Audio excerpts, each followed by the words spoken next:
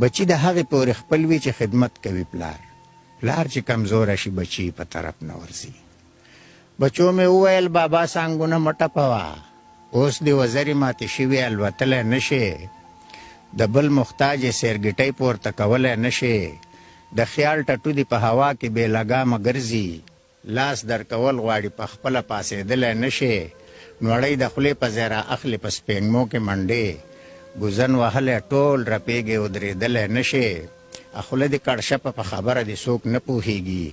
زه په څلورې ټیټه ملا دې نیغولی نه شې، تا ته چې ګورم ایشېږي زړه مې خولې له راځي، لاړې دې ساسې خپله پوزه پاکولی نه شې. نو دغه ګټلی مال په موږ باندې تقسیم که بابا، موږ به خیرات درکو تاله ځان یتیم که بابا، کو کار پې نه کېدو نو تاله به زکات درکو او څه فکر مه کوه د خلکو نه به زیات درکو. که داسې نه کوې جدا کېږو د دې کور او ځو، ځان له ټوخېږه ویهی کوه د شور او ځو. هغه نوسي د مشغولۍ رانه هم واخیسته، اوس به د چا سره مشغول شمه دردمان پاتې شم،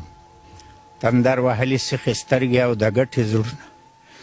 دغه د ظلم انتها ته حقیران پاتې شم. د عالیې او د حرا پجې قربان خبرې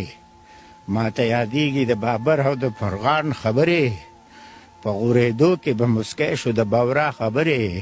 خوږې خوږې وړې وړې وې د زارا خبرې، د زړګي غوښې ساوڼي او کوګوشۍ وجاړم، د غم ټپې شوې نننۍ که پرونی وجاړم. د زړه توتي مې هوا نه خوري، چا ظالمانو تې بڼې ایستلي دي،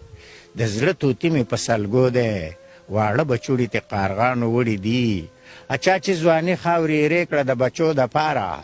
په دې ارمان وه چې زما د بچو کور وشولی، په هغه کور کې هغه مور نن بې اثرې ناسته ده، چاپېره وګوري نوسي په نظر نه راځي، د شهیدانو ارمانونو مقبره کې اوسي، د اسویلو سره مشته د مرګ ته شپې لنډوي، زر به زړه ستړي زندګۍ ته خیر آباد ووایي، کډه رانغاړي تیارې کړي د عقبا په طرف. نوم د میرات د دې نه ښه و، په شته الواد کې بې الواده پاتې شومه، د ننګ ناموس دور مې تېر شو،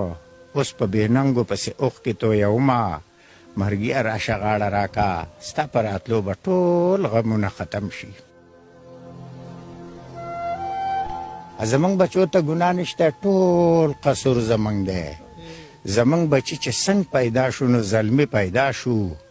مور قلار کړي نه پاک کړي نه یې تی ورکړی،